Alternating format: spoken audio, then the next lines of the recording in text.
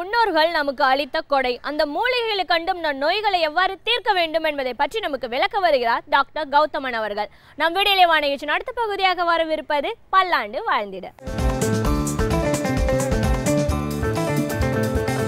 அன்பான கலைஞர் தொலைக்காட்சி நேயர்களுக்கு என்னுடைய இனிமையான காலை வணக்கங்கள். இன்றைக்கி நம்ம பார்க்கக்கூடிய தாவரத்துடைய பெயர் காட்டு கொட்டை செடி அப்படிங்கிறது பெயர். பொதுவாகவே இந்த தாவரத்தை பார்க்கும்போது நம்மளுடைய ஆமணக்கு நம்ம சொல்லக்கூடிய அந்த தாவரம் எப்படி இருக்குமோ அதே போல் இலை அமைப்பையும் பூ அமைப்பையும் கொத்து கொத்தாக காய்க்கின்ற காய் அமைப்பையும் கொண்டிருக்கக்கூடிய ஒரு தாவரம் இந்த காட்டு கொட்டை செடி. இந்த காட்டு கொட்டை செடியை பொறுத்தவரையிலும் அதோடைய வேர் இன்றைக்கு வலிகளுக்கு மிக சிறப்பான மருந்து அப்படின்னு சொல்லலாம். பொதுவாக நம்ம பாரம்பரிய மருத்துவத்தில் எந்த நோய்க்கான சிகிச்சையை நம்ம கொடுத்தாலும் முதலில் செய்யக்கூடிய சிகிச்சை உடலில் இருக்கக்கூடிய நச்சுப் பொருட்களை நீக்கி உடலுடைய உறுப்புகளுடைய செயல்பாடை சீராக்குகின்ற ஒரு சிகிச்சைன்னு சொல்லுவோம். ஆமபாச்சனம் அப்படின்னு சொல்லுவாங்க. ஏன்னா நம்ம உறுப்புகளுடைய செயல் சீராக இருந்தால்தான் உண்ணக்கூடிய உணவில் இருக்கக்கூடிய சத்துக்கள் உடலில் சேரும், உடலில் உண்டாகக்கூடிய கழிவுகளும் முழுமையாக உடலை விட்டு வெளியேறும்.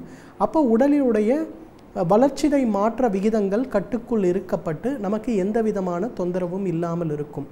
அந்த வகையில் பார்த்திங்கன்னா காட்டு கொட்டை செடியிலிருந்து எடுக்கக்கூடிய, குறிப்பாக அந்த வேர் பகுதியிலிருந்து எடுக்கக்கூடிய வேரை கஷாயமிட்டு கொடுக்கக்கூடிய ஒரு வழக்கம் இன்றும் பாரம்பரிய மருத்துவர்களிடையே மிக பிரசித்தமான ஒரு பழக்கம்னு சொல்லலாம். குறிப்பாக சொல்லணும்னா ஆமவாதம் சொல்லக்கூடிய ஒரு முட்டு நோய். காலையில் எழுந்திருக்கும் போது முட்டுகள் அனைத்திலும் பார்த்திங்கன்னா நீட்ட மடக்க முடியாத அளவுக்கு கடுமையான வலிகளை கொண்டிருப்பதை நம்ம பார்க்கலாம்.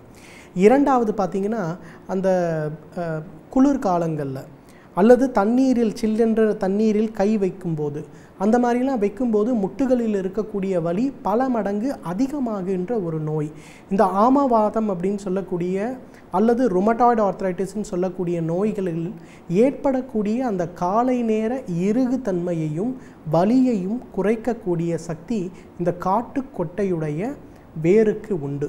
100 மில்லி தண்ணீருக்கு 10 கிராம் அளவுக்கு இந்த வேரை இட்டு நன்றாக கொதிக்க வைத்து அதை 50 மில்லியாக குறைத்து வடிகட்டி காலை ஒரு முறை உணவுக்கு முன்பு இரவு ஒரு முறை உணவுக்கு முன்புன்னு சாப்பிடும்போது உடலில் இருக்கக்கூடிய ருமட்டாய்டு ஆர்த்ரைட்டிஸ் சம்பந்தப்பட்ட காரணிகள் உடலை விட்டு குறைவதை நாம் உணர முடியும். இரண்டாவது பார்த்திங்கன்னா நிறைய பேருக்கு வயிற்று பகுதியில் ஒரு கனமான ஒரு சூழல் ஏற்படுவதை நம்ம பார்க்கலாம்.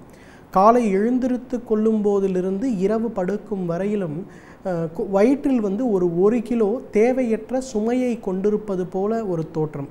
அதாவது காலையில் நம்ம சாப்பிடுகின்ற சிற்றுண்டியாக இருக்கட்டும், மதிய உணவாக இருக்கட்டும், இரவு உணவாக இருக்கட்டும், அல்லது ஒரு நாள் முழுவதும் நாம் உணவு உண்ணாமல் பட்டினியாக இருந்தாலும் கூட வயிற்று பகுதியில் இருக்கக்கூடிய அந்த கனமான தன்மை மறையாமல் இருக்கின்ற ஒரு பிரச்சனை.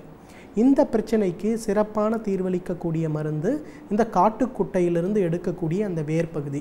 ஏற்கனவே சொன்ன மாதிரி 200 மில்லி தண்ணீருக்கு 20 கிராம் அளவுக்கு இந்த சூரணத்தை இட்டு கொதிக்க வைத்து அதை ஒரு தேநீர் பருகுவது போல காலை ஒரு வேளை இரவு ஒரு வேளை பருகும்போது இது வயிற்றில் இருக்கக்கூடிய வாயு சம்பந்தப்பட்ட காரணிகளை மிக வேகமாக குறைக்க ஆரம்பிக்கும்.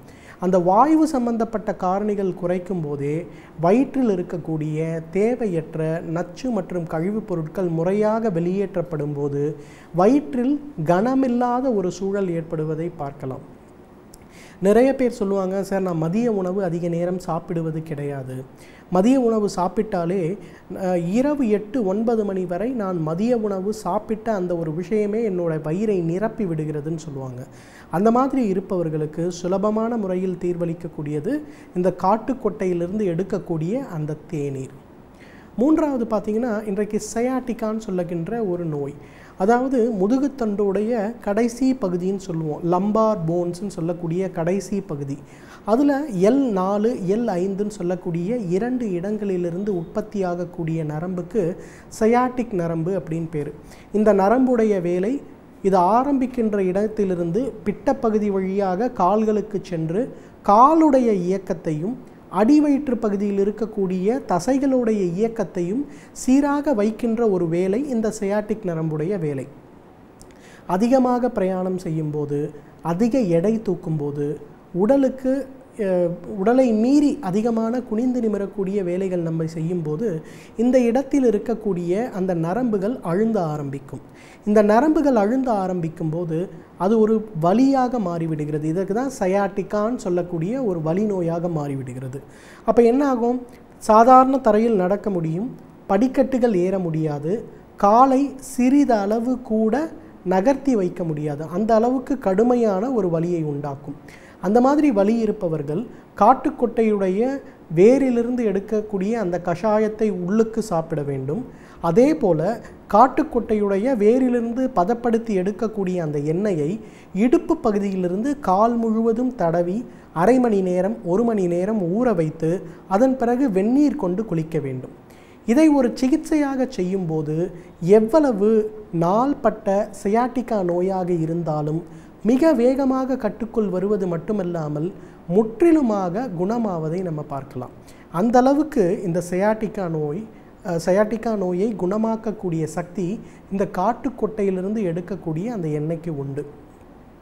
அதே போல் நிறைய குழந்தைகள், இளைஞர்கள், அதிகமாக அசைவ உணவு சாப்பிடுபவர்கள் அனைவர்களுக்கும் ஏற்படக்கூடிய முக்கியமான பிரச்சனை குடல் பகுதியில் ஏற்படக்கூடிய புழுக்கள். இந்த புழுக்கள் அதிகமாகும் போது என்ன ஆகுது? வயிறு முழுவதும் எப்போதும் நம என்று ஒரு அரிப்பு இருக்கிறது போல ஒரு சூழல் இருக்கும். மலப்புழையில் எப்போதும் அரித்து கொண்டே இருக்கக்கூடிய ஒரு சூழல் இருக்கும். நிறைய ஒரு 40 வயது வரை பார்த்திங்கன்னா ஆண் பெண் அனைவருக்குமே ஏற்படக்கூடிய மிக முக்கியமான ஒரு தொந்தரவாக இது இருக்கிறது. அவங்கெல்லாம் என்ன பண்ணலான்னா, காட்டுக்கொட்டையிலிருந்து எடுக்கக்கூடிய அந்த இலைகளை நன்றாக அரைத்து எடுக்கக்கூடிய சாறு ஒரு 5 மில்லி, இதை காலை ஒருவேளை உணவுக்கு முன்பு, இரவு ஒருவேளை உணவுக்கு முன்புங்கிற மாதிரி ஒரு 7 நாட்கள் சாப்பிடும்போது அடுத்த நாள் மலம் கழிக்கும்போது பார்த்திங்கன்னா வயிற்றில் இருக்கக்கூடிய புழுக்கள் அனைத்துமே மலத்துடன் கலந்து வெளியேறுவதை பார்க்கலாம். அந்த அளவுக்கு குழந்தைகளுக்கும் சரி பெரியவர்களுக்கும் சரி வயிற்றில் இருக்கக்கூடிய புழுக்களை நீக்குவதற்கு இந்த காட்டுக்கொட்டையிலிருந்து எடுக்கக்கூடிய அந்த இலை ஒரு மிகச்சிறந்த மருந்தென்றால் மிகையாகாது. எனவே நேயர்களே, வலி சம்பந்தப்பட்ட பிரச்சனைகளுக்கும் வயிற்றில் இருக்கக்கூடிய உடலில் இருக்கக்கூடிய நச்சுத்தன்மை குறைவதற்கும் வயிற்றில் இருக்கக்கூடிய புழுக்களை முழுமையாக வெளியேற்றுவதற்கும் காட்டுக்கொட்டை ஒரு மிகச்சிறந்த அருமருந்து. தகுந்த மருத்துவ ஆலோசனையின் பேரில் சரியான முறைப்படி இதை உபயோகப்படுத்தினோம்னா நம்மாலும் பல்லாண்டு காலம் ஆரோக்கியமாக வாழ்ந்திட முடியும்.